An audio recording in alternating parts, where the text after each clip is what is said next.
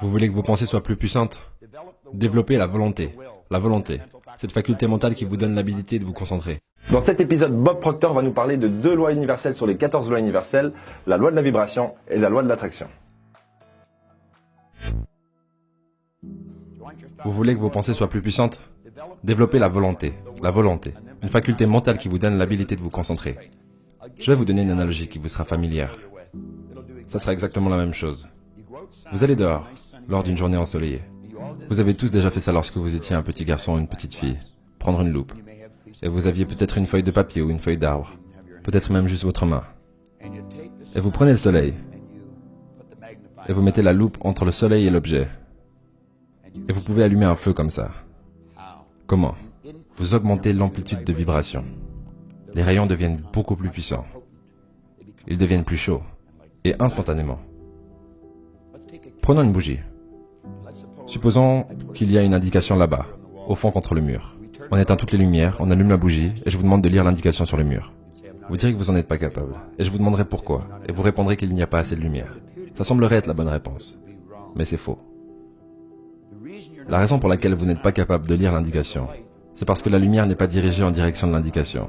Maintenant, si je prends exactement la même puissance que la bougie, et que je la confine dans une lampe de poche, et que je tiens la lampe de poche en direction de l'indication, vous serez capable de lire avec facilité. Lorsque la bougie est là, un peu de lumière va là et là, il y en a partout. Mais lorsque je confine la même puissance dans une lampe de poche, je maintiens cette énergie, et je la dirige en direction d'un point donné. Elle devient beaucoup plus puissante. Vous serez capable de lire les indications facilement. Assez de lumière, mais mal dirigée. Nous avons assez de pouvoir, mais nous le dirigeons mal. On pense à trop de choses non importantes. Nos cerveaux vont dans tous les sens.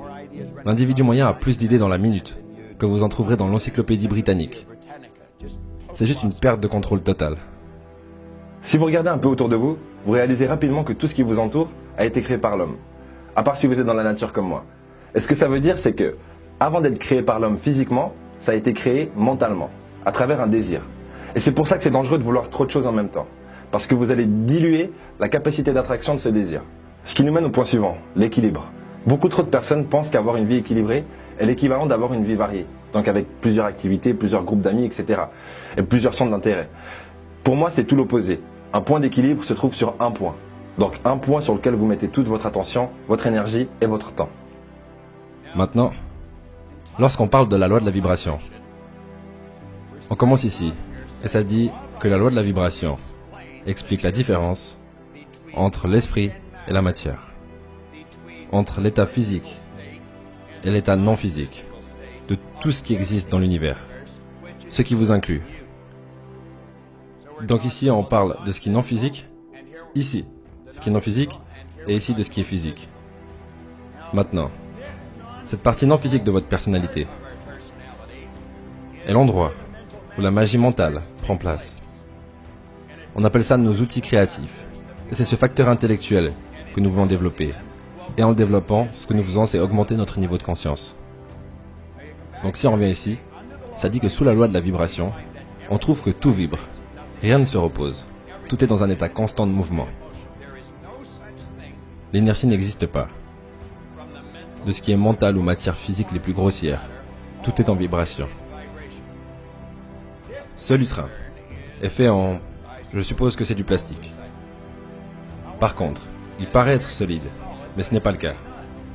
Si vous regardez dans un microscope, vous verrez des particules d'énergie bouger. Et bien sûr, ça sera exactement la même chose avec toutes les formes physiques que vous pouvez regarder à travers un microscope. Maintenant, j'en ai parlé dans beaucoup de mes séminaires, que les ondes de pensée sont des ondes cosmiques qui pénètrent tout temps et tout espace.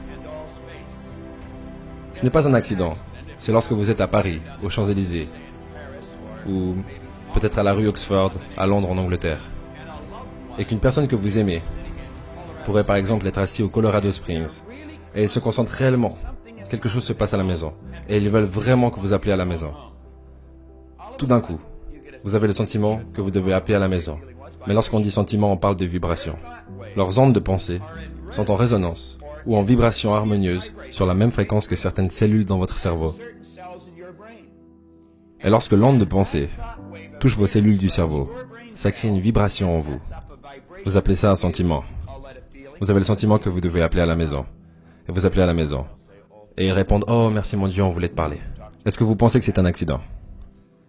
C'est une loi absolue. Vous étiez accordé à l'autre personne. Pour ceux qui auraient de la peine à comprendre et surtout croire en leur existence non physique, vous passez pourtant votre vie sur Internet. Vous vous demandez peut-être quel est le rapport. Mais Internet est non physique. Et vous avez besoin d'un ordinateur, donc un objet physique, pour vous connecter à Internet. Pour moi, vous êtes Internet.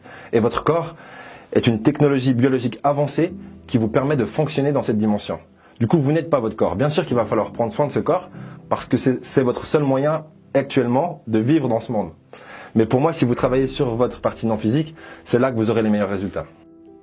Maintenant, laissons les lignes qui sont ici représenter les niveaux de vibration. Ou on peut aussi appeler ça différemment, les niveaux de conscience. Maintenant, nous allons prendre la ligne du bas. On va la faire un peu plus grosse. Ajouter 2 flèches.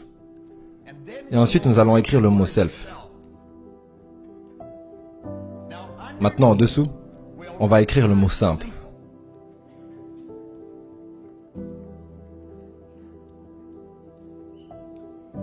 Maintenant, tout ce qui est en dessous de cette ligne fera référence à l'état simple de conscience.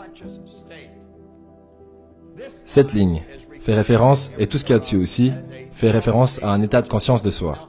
Maintenant, ce dont nous avons à faire, c'est différents niveaux de vibration et de conscience. Un animal est dans un état simple de conscience. On pourrait avoir un petit chien ici sur scène, et le chien saurait qu'il est sur scène, mais il ne sait pas qu'il le sait. Un chien opère comme vous et moi le faisons, avec des facteurs sensoriels. Et ces facteurs sensoriels sont là pour aider la personne à communiquer avec le monde extérieur. Mais ils n'opèrent pas avec un facteur intellectuel. Ils opèrent avec l'instinct, ce qui est parfait. Donc le chien sait, mais il ne le sait pas. Il est capable d'utiliser ses facteurs sensoriels pour regarder le monde extérieur, mais il ne peut pas regarder son monde intérieur.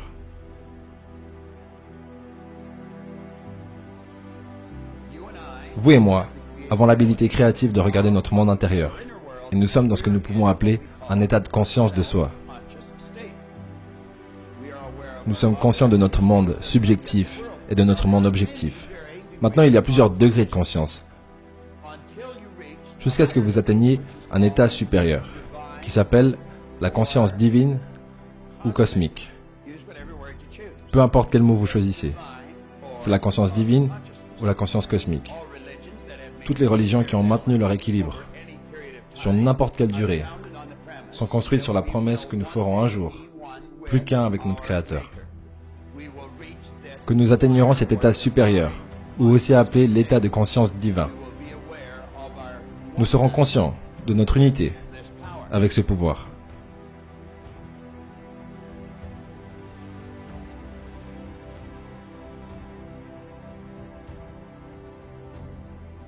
Maintenant, vous trouverez des gens qui ont un niveau de conscience qui est très bas. Ils sont ici en bas. Du coup, ils ont un niveau très bas de ce qu'on appelle la conscience. Maintenant, la conscience dicte comment la personne vit. Est-ce que travailler dur est réellement le chemin qui mène au succès? Pour moi, la réponse, ce serait oui et non. Pas uniquement. Parce que travailler dur, ça tape dans la loi de l'action. Et c'est une des lois universelles. Il y en a 14 en tout. Mais ça ne suffit pas.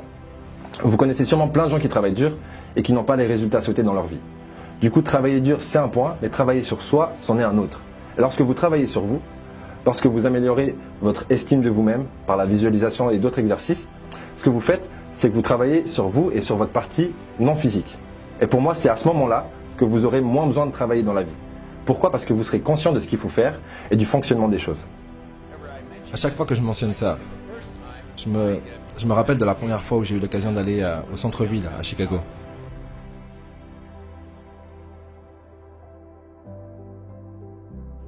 J'habitais à Gainesville et j'étais sur la voie express. En avançant à l'avenue Michigan, j'ai vu des gens couchés dans le caniveau. Ils étaient totalement crasseux. Maintenant, ces gens vivaient quasiment dans un état animal. Quasiment. Et vous pourriez dire, mais ils sont stupides. Mais non, ils ne sont pas stupides. Certains d'entre eux ont des diplômes en médecine ou en business.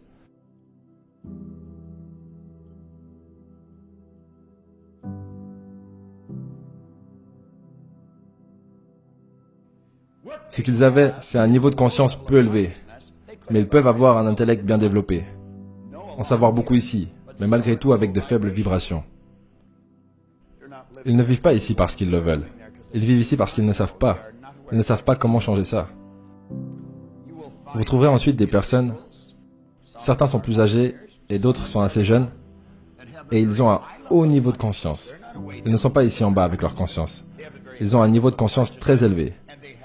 Et ils ont un très très haut niveau d'awareness. Maintenant, ces gens, ils ont un niveau de vibration phénoménal. Leur énergie, vous vous sentez trop bien avec eux. Il y a quelque chose qui vous attire chez eux. Vous n'êtes pas certain de ce que c'est. Vous voyez, vous n'étiez pas capable de le définir, parce que c'est une vibration.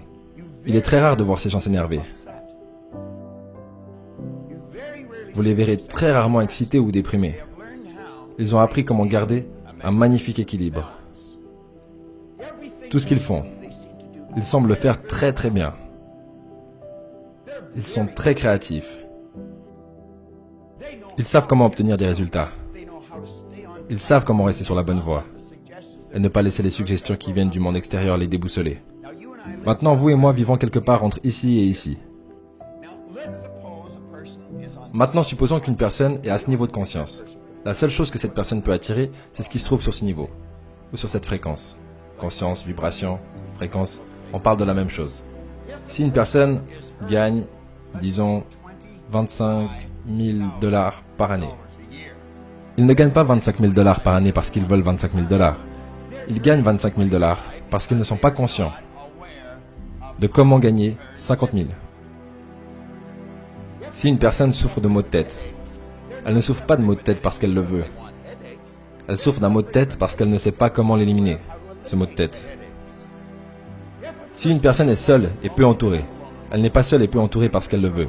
Elle est seule et peu entourée parce qu'elle ne sait pas comment changer ça. Ce que vous et moi cherchons réellement, c'est un plus haut niveau de conscience. Dans cet épisode, on a pu aborder 3 lois universelles. Il faut savoir qu'il en existe 14 au total. Mais malheureusement, on ne les apprend pas à l'école. Du coup, pour ceux qui veulent découvrir les 14 lois universelles qui gouvernent notre monde, tout ce que vous avez à faire, c'est cliquer sur le premier lien qui se trouve dans la description. Il faut savoir que cette vidéo est gratuite, mais qu'elle fait partie d'un programme payant. Donc la première partie gratuite, c'est la théorie et donc les 14 lois universelles. Et la partie payante, qui n'est bien sûr pas une obligation, c'est la partie mise en pratique. Voilà, je crois que j'ai tout dit. Je vous dis au prochain épisode. La plupart des gens sont incapables de se concentrer pour 2 raisons. La première, c'est qu'ils n'ont jamais appris à se concentrer. La deuxième, c'est qu'ils n'ont jamais entraîné leur concentration.